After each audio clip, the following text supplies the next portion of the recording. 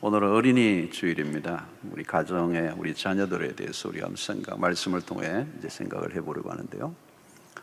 우리는 신앙이란 관계죠, 관계. 신앙생활 잘한다. 그 말은 관계를 잘 맺는다.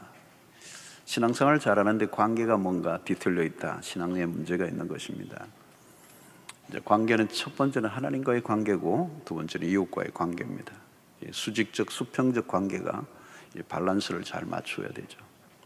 그래서 하나님을 사랑하는 것, 이웃을 사랑하는 것, 늘 따라오는 거고 분리되어 있지 않다는 것. 난 하나님을 사랑하는데 인간은 싫어. 그게 불가능한 겁니다. 하나님을 사랑한다면 이웃도 사랑해야 합니다. 오늘 이 바울은 에베소서의 이 뒷부분에 지금 이 본문이 나오는데요. 에베소서에서 마무리하면서 바울은 이 관계에 대한 것을 가지고 나옵니다. 부부의 관계를 첫 번째 가지고 나오고요. 두 번째는 부모와 자녀와의 관계, 세 번째는 종과 주인과의 관계, 고용주와 비고용인과의 관계, 이런 것들을 다루고 있습니다. 자, 우리가 관계를 맺을 때 가장 1차적인 또 이웃이 누군가? 가족이죠. 멀리 인류를 사랑하기 전에 가족을 먼저 사랑해야 되죠. 자녀를 돌보는 것, 이것이 신앙생활의 중요한 영역이다. 이렇게 부부가 아름다운 관계를 맺어가고 또 자녀를 양육하고, 이것이 신앙에 매우 중요한 영역이다. 한국교회는 그동안 교회 생활은 많이 강조했는데 가정생활, 그리스도인의 가정생활은 좀 강가되어 왔고 강조를 덜 했던 것 같아요. 그것이 오늘 많은 후유증을 우리가 앓고 있습니다. 자녀 돌봄은 신앙생활에 매우 중요한 영역이다. 그리고 자녀와의 관계는 쉽지 않은 관계죠. 사실은 까다로운 관계입니다. 낳는 것도 어려운 일이지만 더 어려운 것은 키우는 일입니다. 조금 전에 우리 자매가 주여 했던 그 말의 의미를 생각이 나요. 자녀의 출생은 한없이 기쁜 일이지만 키우는 일은 도전 중에 도전입니다. 바울은 자녀와의 관계에서 소극적인 면을 먼저 강조하고 있는데요. 또 아비들아, 너희 자녀를 노엽게 하지 말라. 당시 로마의 사회에서의 문화를 보면 부모는 절대적 권위를 갖고 있고 자녀는 그 힘에 굴복을 당하는 존재로 이렇게 문화화되어 있었습니다. 이 바울은 지금 전혀 다른 의미로 접근을 하고 있는 것이죠. 아비들아, 너희 자녀를 노엽게 하지 마라. 이것은 그 당시 문화에서는 상당히 생소한 가르침이에요. 자, 그러면 바울은 왜 처음부터 노엽게 하지 말라, 자녀를 노엽게 하지 말라, 딱 한 구절에 대한 메시지인데 거기에서 제일 첫 번째 자녀를 노엽게 하지 말라는 말씀으로 시작을 했는가? 자, 그것은 부모들이 가장 실수할 가능성이 높은 부분이기 때문에 그렇습니다. 부모가 가진 힘으로 자녀들을 노엽게 할 가능성이 매우 높기 때문에 바울은 부모들에게 자녀들을 노엽게 하지 마라. 자, 여러분, 어떤 때 자녀들을 노엽게 합니까? 여러 가지를 좀 생각해 볼 수 있는데, 저는 첫 번째 지나친 간섭을 할 때입니다. 지나친 간섭. 관심은 중요한데 간섭이 지나칠 때 자녀들이 노여워한다, 분노한다. 부모는 자녀들보다 오래 살았기 때문에 삶의 경험도 많고 지혜도 많이 있죠. 당연히 자녀들이 내가 실수했던 것을 반복하지 않기를 원하는 마음이 있을 거예요. 그리고 내 자녀가 보다 더 나은 삶을 살기를 원하는 마음은 부모들에게 다 있는 것입니다. 그래서 가르쳐주고 싶은 게 많은데 문제는 지나친 강요라는 것입니다. 자녀의 삶에 영향을 주려고 하는 과욕이 문제입니다. 우리는 자녀를 대할 때 그들을 독립된 인격체로 보아야 합니다. 물건과 같이 제조되거나 조작될 수 없는 인격체다. 자칫 우리는 부모들은 이 자녀를 소유물로 여길 때가 있습니다. 자녀들의 행동들에 지나치게 간섭을 할 때 자녀들은 분노하게 되죠. 그것은 자녀에 대한 지나친 집착, 그리고 그 집착이 낳은 과잉보호가 자녀들을 분노하게 한다는 것입니다.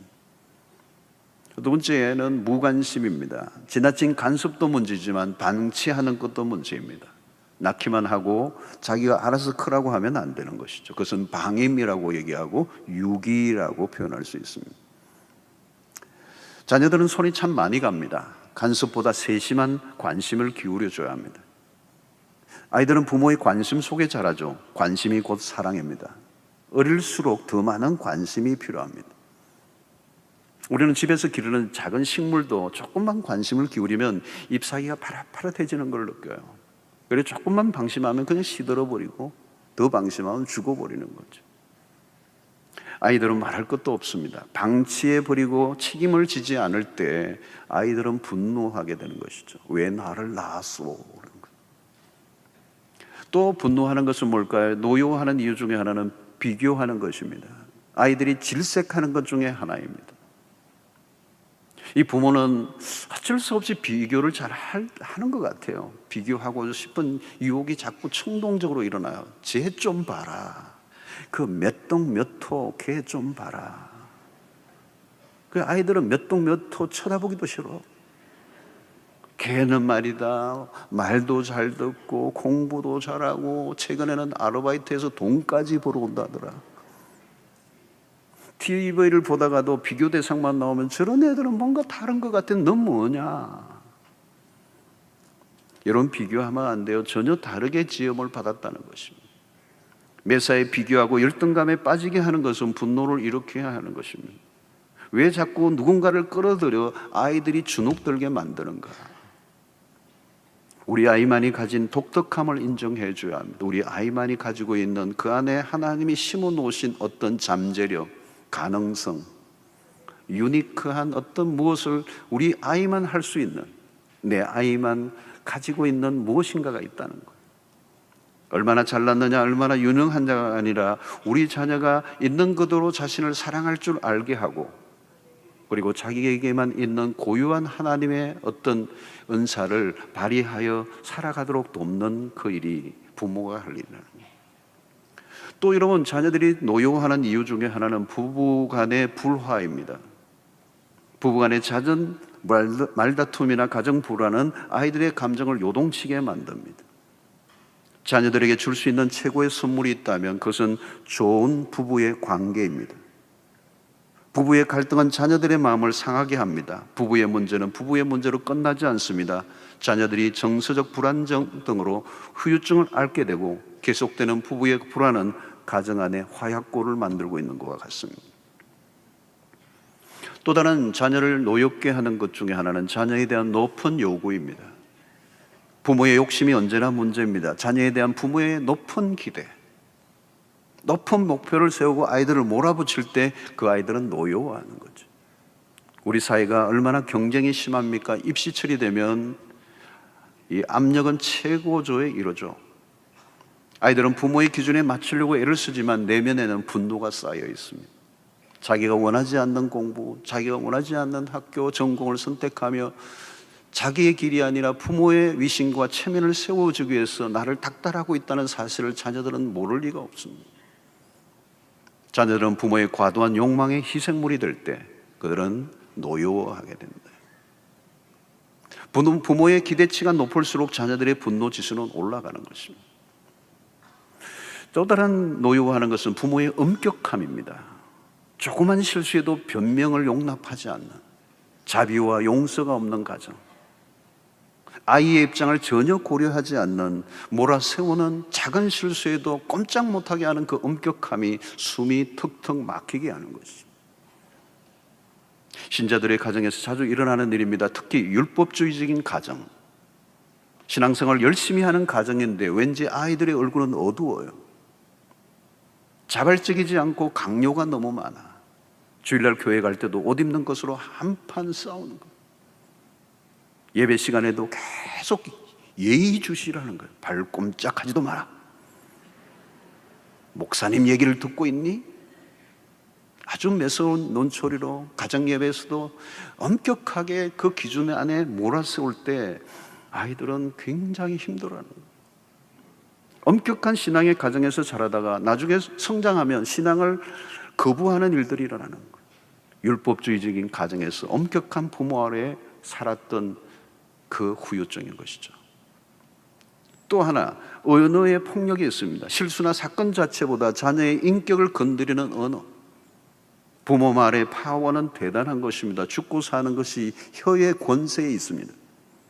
때려서 신체에 상처를 입히는 것보다 더 심각한 상처는 말로 그 영혼에 새겨진 거지. 어떤 말은 일평생 지워지지 않습니다. 폭력적인 언어는 자녀의 가슴 속에 분노로 남아있는 경우가 많습니다. 언어의 폭력, 언어의 학대를 조심해야 합니다. 나도 모르게 툭 내뱉었는데 그것이 치명적인 영향을 미쳐요. 부모가 분풀이하는 방식으로 자녀들을 대하면 안 됩니다. 감정이 잘 다스려지지 않을 때는 말을 하지 않는 게 차라리 나아요. 부모의 말 한마디가 결정적인 영향을 주기 때문입니다.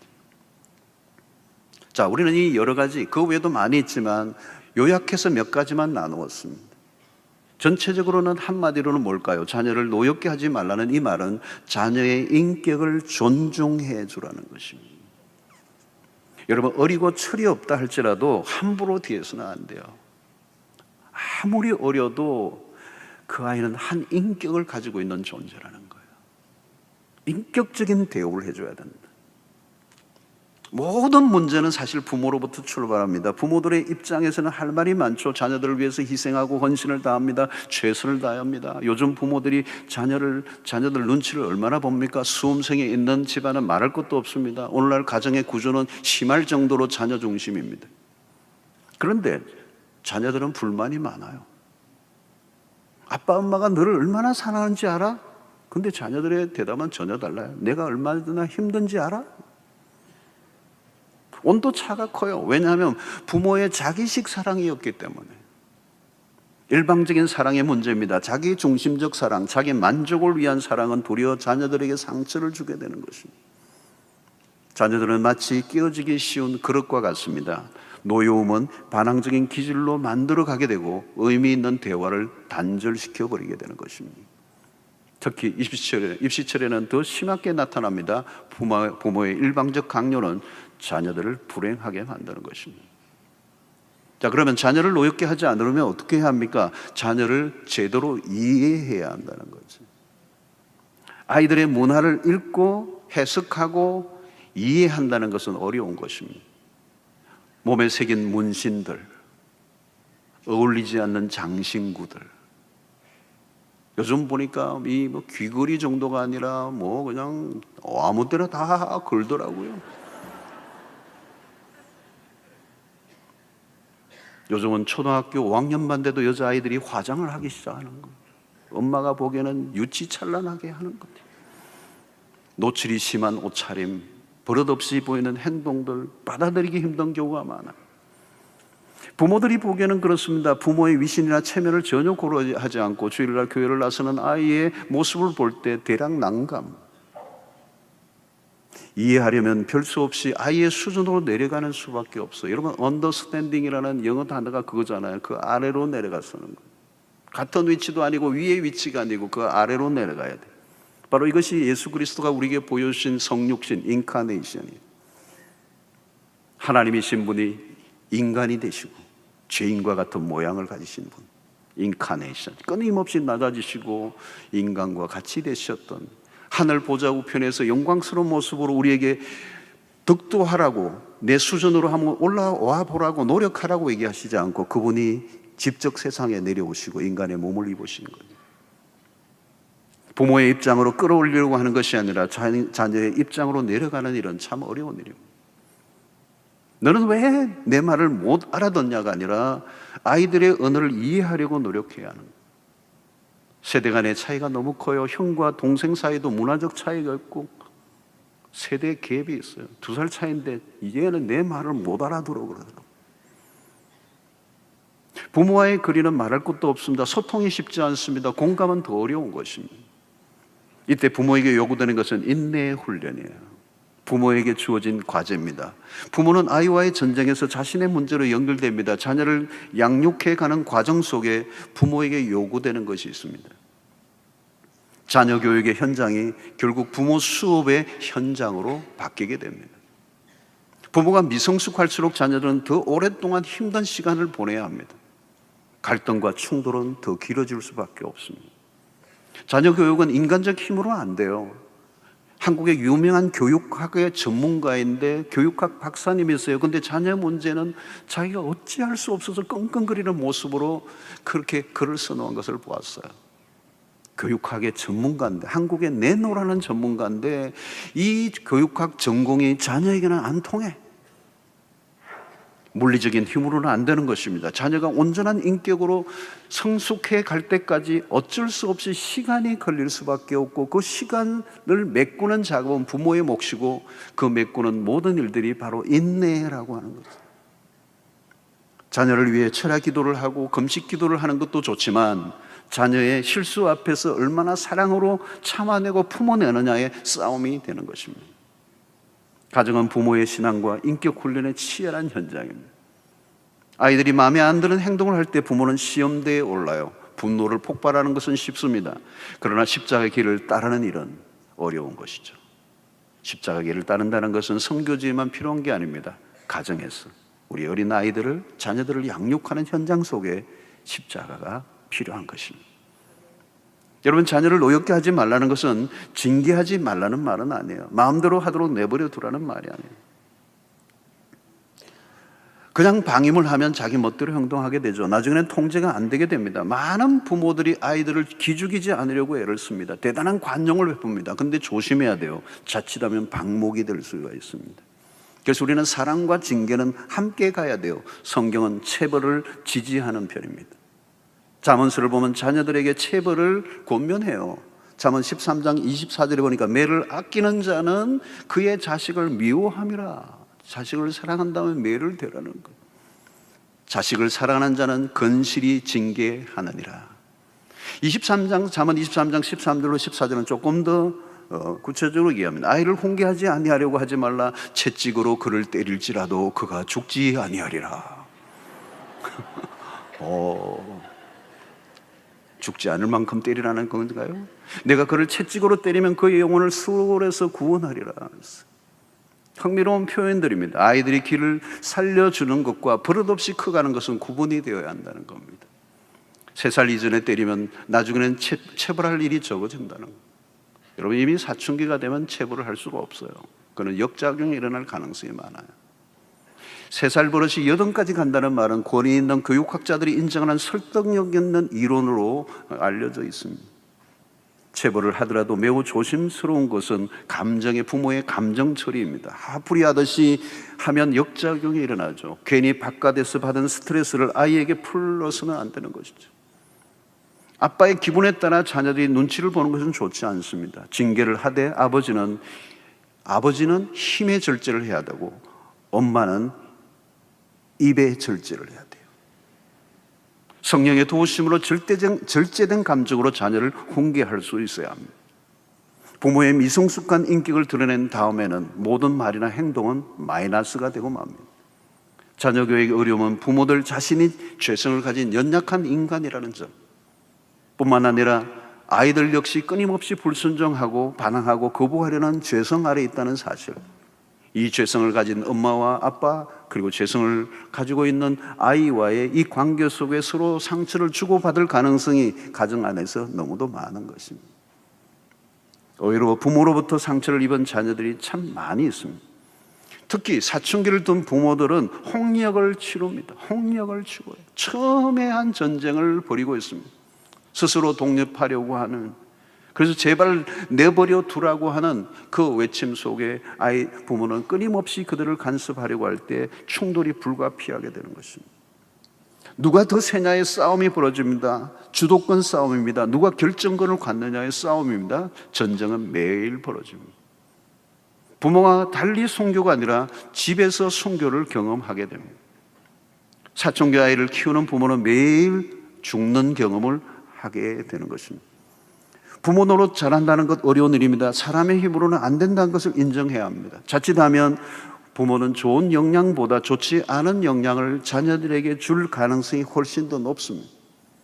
구약의 인물 중에 요셉이나 사무엘은 일찍부터 부모의 영향을 떠나 살았던 아이들이었습니다. 그러나 얼마나 훌륭한 인물들로 자라났습니까? 하나님이 그들을 양육해 주신 것입니다. 어설픈 자녀 교육은 아이들의 영혼을 더욱더 망칠 수가 있습니다. 자녀들은 곧 부모의 품을 떠납니다. 생각보다 자녀들은 빨리 떠납니다. 그래서 어떤 이는 자녀들은 내 집에서 잠시 머물다가 떠나는 귀한 손님이라고 얘기했습니다. 있을 때 사랑으로 잘 양육하고 훈련을 받게 해 주어야 합니다. 하나님이 우리에게 위탁해 주신 귀한 주의 자녀들이기 때문에 매 순간 하나님의 자비와 긍휼을 구하는 겸함을 가지고 보살펴 주어야 하는 것입니다. 자녀들은 자녀를 노엽게 하지 말라. 이것은 소극적 의미입니다. 부모의 적극적인 역할도 오늘 바울은 강조하고 있습니다. 노엽게 하지 않는다는 것은 간섭하지 않고 자유롭게 놓아두라는 것을 말하는 것이 아니에요. 부모의 중요한 역할이 남아 있습니다. 그래서 노엽게 하는 것은 부정적 영향을 끼치는 것이라면 주의 교훈과 훈계로 양육하는 것은 긍정적인 부모의 역할을 오늘 바울은 강조하고 있습니다. 노엽게 만드는 것은 역기능적인 것이라면 주의 교훈과 훈계는 순기능적인 것입니다. 이 두 가지는 모두 깊은 연관성이 있고 상호 보완적입니다. 자녀를 노엽게 하지 않는 것과 주의 교훈과 훈계로 양육하는 밸런스가 중요한 것입니다. 그리고 주의 교훈과 훈계란 무엇일까요? 이 교훈과 훈계는 차이가 있습니다. 교훈은 예방적 차원이라면 훈계는 치료적 면이 있습니다. 우리가 아무리 바르게 살아가도록 교훈을 주어도 그 말씀대로 가르침 받은 대로 살지 못하고 실수하고 옆으로 빠질 때 우리는 뭐예요? 교훈만으로 안 되고 훈계도 필요하다는 거죠.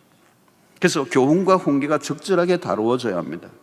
그리고 주의 교훈과 훈계란 구체적으로 무엇을 의미할까요? 그것은 부모 자신의 철학이나 신조가 아니라 자녀 교육의 기준은 언제나 하나님의 말씀이어야 한다는 것입니다. 여러분, 한 가지 분명한 결론이 하나 있어요. 부모의 잔소리로는 자녀의 인생을 바꿀 수 없다라고 하는 거예요. 여러분, 잔소리로 아이들이 바뀔 수 있다면 잔소리 해야죠. 오늘 여기 주의 교훈과 훈계라는 말은 세속적 교육 방식과 구별되어야 된다는 거예요. 그냥 부모 자신의 어떤 철학과 신념으로 신조로 가르쳐서는 안 된다는 거예요. 교육의 주도권을 주님께 맡겨야 된다는 거예요. 자녀들 스스로가 주님의 인도와 통제 가운데 들어갈 수 있도록 돕는 역할을 부모가 해야 된다. 그런데 부모가 너무 자기중심적 그런 가르침으로 힘을 가하면 위험해진다는 거예요. 부모의 의욕이 강할수록 자녀들은 망가뜨려진다는 것입니다. 부모는 자신의 한계를 인정해야 합니다. 부모는 완전하지 않습니다. 부모가 자신의 불완전한 틀 속으로 자녀들을 집어넣으려고 할수록 위험해진다는 거예요. 부모가 가진 편견, 잘못된 선입견, 잘못된 가치관, 세속적인 가치관을 심어주지 않도록 노력해야 합니다. 성공해야 돼, 돈을 벌어야 돼, 수단과 방법을 가리지 않고 경쟁에 이겨야 한다는 이런 잘못된 세속적 가치관을 나도 모르게 심어줄 수가 있습니다. 자녀의 삶을 바꿀 수 있는 힘은 세속적인 어떤 가르침이 아니라 하나님의 말씀에 있다는 확고한 부모의 태도가 필요한 것이죠. 결론은 하나님의 말씀의 능력입니다. 부모가 자녀에게 무엇을 남겨주지 못한다 할지라도 남겨줄 것이 없다고, 유산을 남겨줄 게 없다고 안타까울 필요가 없어요. 다른 것은 못 주어도 한 가지 분명한 것을 물려주면 되는 거예요. 그것이 바로 하나님의 말씀입니다. 하나님의 말씀만 물려준다면 그 다음은 염려할 필요가 없습니다. 그 말씀이 그 아이의 인생을 책임져 주실 것이기 때문에 그렇습니다. 그래서 오직 주의 교훈과 훈계로 양육하라. 부모에게 부담이 되는 말씀이에요. 주의 교훈과 훈계로 양육하려면 부모 자신이 먼저 자신을 돌아보아야 됩니다. 부모 자신이 말씀대로 살지 않으면 어떤 말도 의미가 없습니다. 중요한 것은 부모가 무엇을 보여줄 것인가 하는 거죠. 여러분, 우리의 자녀들은 부모가 보여준 대로 따라오게 되어 있습니다. 보여준 대로요. 여러분, 우리의 자녀들은 부모의 삶을 모르는 것 같아도 다 보고 있습니다. 감출 수가 없어요. 자녀들은 부모를 카피하고 있다는 거예요. 내가 말씀대로 살고 있는가?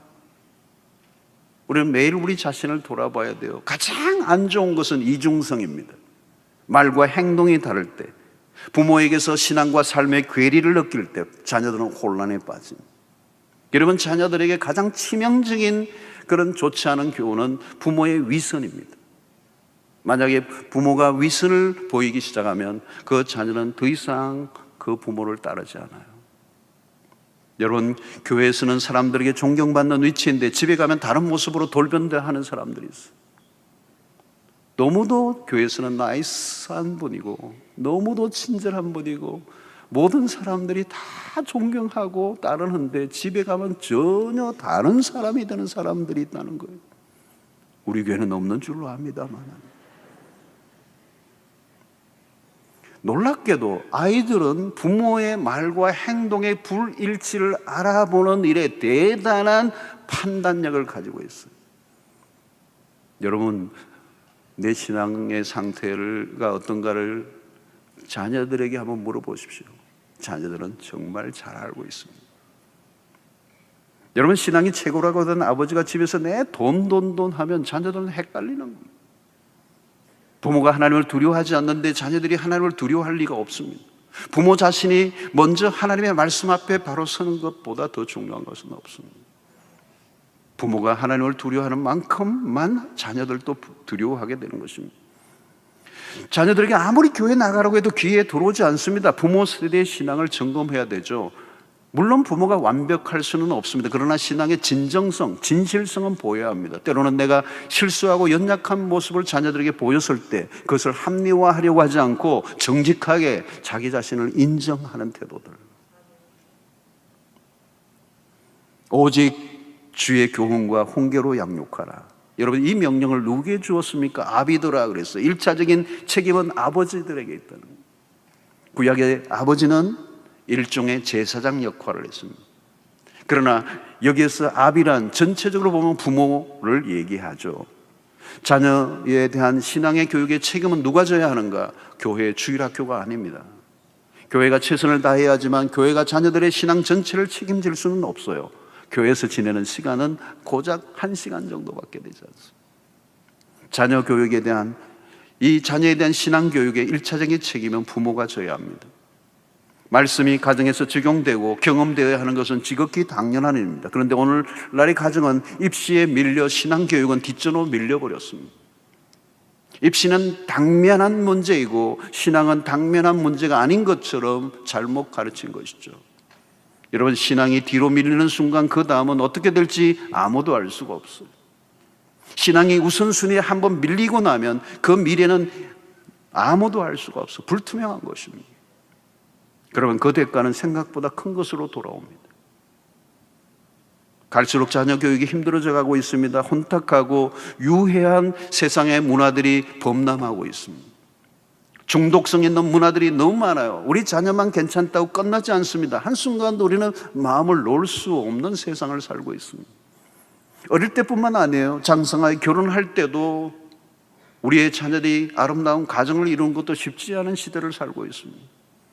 아니, 결혼 이후에도 마음을 놓을 수 없는 시대를 살고 있습니다. 유혹이 너무 많습니다. 자칫하면 세속적 문화에 떠밀려 가고 맙니다. 부모가 최선을 다하지만 자녀의 앞날을 보장하기 어렵습니다. 우리가 소망을 두는 것은 바로 하나님의 말씀밖에 없다는 것을 인정해야 하는 것입니다. 여러분, 두려운 것은 세상의 유혹이나 환경이 아닙니다. 부모들이 얼마나 자녀들에게 하나님의 말씀을 심어주고자 하는 열정을 가지고 있는가. 부모에게 주어진 거룩한 책임을 자녀들에게 신앙을 아름답게 개성해 주는 이 역할을 우리는 거부해서는 안 되는 것입니다. 그러므로 여러분, 우리에겐 질문해야 합니다. 우리는 여러 세대 가운데 자녀들이 부모보다 더 믿음이 더 나은 세대로 갈 것인가? 아니면 부모의 세대가 가지고 있던 1세대의 믿음이나 비슷한 수준의 2세대로 다음 세대로 갈 것인가? 아니면 1세대가 가지고 있는 신앙에서 훨씬 더 떨어진 그런 믿음으로 다음 세대가 갈 것인가? 아니면 사사기처럼 하나님을 모르는 다른 세대가 나올 것인가? 다음 세대가 아니라 다른 세대가 나올 것인가? 저는 여러분들의 가정 가운데 1세대의 믿음보다 2세대의 믿음이 더 탁월하고 뛰어난 세대가 일어나게 되기를 축원합니다. 나보다 훨씬 더 믿음이 좋은 세대가 일어나는, 여러분, 그것이 얼마나 놀라운 축복일까요? 다음 세대에서 신앙의 대가 끊겨버린다면 그건 기가 막힌 것입니다. 부모가 가진 재산에 대해서는 관심을 갖지만 부모가 가진 신앙에는 별로 관심을 갖지 않는다면 그것처럼 불행한 일이 어디 있겠습니까? 우리 세대보다 다음 세대가 더 나아야 합니다. 다음 세대에게 영향을 줄 수 있는 그 삶을 부모 세대가 살아내야 하는 것입니다. 마지막으로 부모가 할 일은 자녀를 위해 주님 앞에 엎드리는 것입니다. 부모의 한계를 절대적으로 인정하고 자녀들의 모든 것을 부모가 책임질 수 없다는 사실을 인정하고 하나님의 도우심을 구하는 것입니다. 하나님에게 우리의 자녀를 위탁해 드려야 합니다. 부모가 최선을 다하지만 모든 것은 하나님의 손에 맡겨야 합니다. 시편 127편 1편에 보니까 여호와께서 집을 세우지 아니하시면 세우는 자의 수고가 헛되며 여호와께서 성을 지키지 아니하시면 파수꾼의 껴있음이 헛되도다. 하나님이 우리의 자녀들을 세워주지 아니하시면 우리의 모든 그 수고가 다 헛되다는 거예요. 여호와께서 우리의 자녀를 지켜주지 아니하시면 부모가 날마다 두 눈을 뜨고 깨어있다 할지라도 그 모든 수고가 헛되다는 거죠. 여러분, 하나님보다 더 자녀를 잘 자라게 해줄 존재는 없습니다. 하나님의 은혜가 필요해요. 순간순간 하나님을 의지하고 하나님으로부터의 지혜를 구하고 우리의 자녀들을 위하여 쉬지 않고 기도해야 합니다.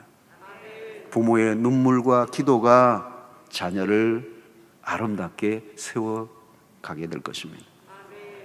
그것은 우리가 해야 할 책무입니다. 한 아이가 하나님의 계획 속에 아름답게 자라는 것은 축복입니다. 자녀로 인하여 치러야 할 대가는 너무도 커져. 때로는 울기도 하고 가슴을 쓸어내는 일들도 있습니다. 사랑하기 때문에 지치지 않고 기도하고 사랑으로 돌봅니다. 그래서 언젠가는 기쁨으로 단을 거두는 날이 올 줄로 믿는 것입니다. 시편 127편 3절에 이렇게 얘기하죠. 보라, 자식들은 여호와의 기업이요 태의 열매는 그의 상급이로다. 여러분, 정말 자식들은 여호와의, 하나님의 계획은, 디자인은 그거예요. 하나님 우리에게 자식을 주신 이유는 여호와의 기업이라는 거예요. 이 세상에 어떤 것과도 비교할 수 없는 하나님이 우리에게 주신 최고의 선물이요 그 태의 열매는 우리에게 주실 상급이라는 것입니다. 결코 애물단지가 아니라는 거예요. 여러분, 자녀는 하나님이 우리에게 맡겨진 선물이요 기업입니다. 축복입니다. 하나님의 뜻에 합당하게 양육하고 최선을 다할 때 선한 아버지가 되시는 우리 하나님께서 그 자녀를 아름다운 자녀로 세워주실 줄 믿는 것입니다. 무엇보다도 자녀를 양육하는 가운데 하나님은 부모를 성숙함으로 이끌기를 원하십니다. 중요한 대목이에요. 아이를 통하여 부모들이 철들게 하시는 거예요. 자녀를 키우면서 하나님이 우리에게 말씀하시는 것들이 참 많습니다. 자녀의 모습을 보면서 우리의 자신을 보게 됩니다. 그리고 자녀와의 관계를 통하여 우리는 하나님의 아버지의 마음을 배우게 됩니다. 인간이 쉽게 성숙에 이르지 못해요. 하나님은 가정을 통하여, 아니 속 썩이는 자녀들을 통하여 우리를 다듬어 가시는 것입니다. 하나님이 거룩한 목적을 갖고 있는데 그것은 성숙에 이르는 것. 내 자식이 내 마음대로 안 될 때마다 우리는 하나님 앞에 엎드립니다. 그리고 그 불순종하는 아이의 모습 속에 우리는 이스라엘 모습을 보게 되고 그 속에서 우리의 모습을 발견하게 되는 것입니다. 왜 이스라엘 백성들이 40년 동안의 세월이 필요했는지 그 속에서 우리 자신을 보게 되는 거죠. 잘 듣지 않는 그 자녀의 모습 속에서 강팍한 하나님 앞에서의 나의 모습을 발견하게 되는 것입니다. 우리 자녀가 빨리 변하지 않는 모습 속에 속이 상하지만 결국 하나님 앞에서 내가 얼마나 더디게 변하고 있는지를 발견하며 하나님 앞에 엎드리게 되는 것입니다. 사랑하는 성도 여러분, 가정 수업이 신앙 수업이고 자녀를 훈련하는 그것을 통하여 하나님은 부모를 훈련하기를 원하시는 것입니다. 하나님은 자녀를 통하여 부모를 훈련하고 성숙에 이르게 하십니다. 마침내 그 자녀를 통해서 부모가 성숙해질 때 어느 순간 변화된 우리의 아이의 모습도 발견하게 될 것입니다. 먼저 부모의 성숙, 그 다음에 아이들의 변화가 이어지는 이 놀라운 디자인을 우리는 이해할 때 오늘 우리에게 주어진 이 자녀로 인하여 아픔도 겪기도 하고 때로는 힘든 시간들을 보내기도 하지만 그것을 통하여 나를 다듬어 가시는 하나님의 경륜을 깨닫고 그리고 내가 그리스도의 온전한 사람으로 빚어져 가는 자신을 발견하게 되고 또 우리의 가정을 더욱더 이 세상의 가운데서 세파의 휘둘리지 않고 하나님의 말씀 속에 온전히 세워져 가도록, 한 가정의 부모를 먼저 세우기를 원하신다는 이 하나님의 뜻을 깨닫는 은혜가 여러분들이 있게 되기를 축원합니다. 가정을 통하여 하나님은 당신의 구원을 이루어 가시고 당신의 백성들을 빚어 가신다는 이 사실을 믿으시고 가정 안에서 승리하시는 여러분들 되시기를 주의 이름으로 축원합니다. 하나님 아버지, 오늘 또 우리에게 주신 말씀을 통하여 우리의 가정을 향한 하나님의 뜻, 우리의 자녀들을 통한 하나님의 뜻을 발견하게 해주시니 감사합니다. 하나님, 우리의 가정을 새롭게 하여 주시기를 원합니다. 우리의 자녀들과의 관계가 회복되기를 원합니다. 부모의 그 아름다운 모습을 따라오는 거룩한 다음 세대들이 일어나게 하여 주시옵소서. 부모보다 더 나은 믿음의 세대가 일어나게 하여 주시옵소서. 망가진 가정이 있다면 회복시켜 주시기를 원합니다. 하나님 아버지, 특별히 자녀를 두고 가지기를 원하지만 자녀가 없는 가정에 태의 문을 열어 주시옵시고, 우리의 가정이 자녀들이 우리의 하나님이 주신 기업이요 상급이라고 고백하는 역사들이 모든 가정들 속에 일어나게 하여 주시옵소서. 예수님의 이름으로 기도하옵나이다. 아멘.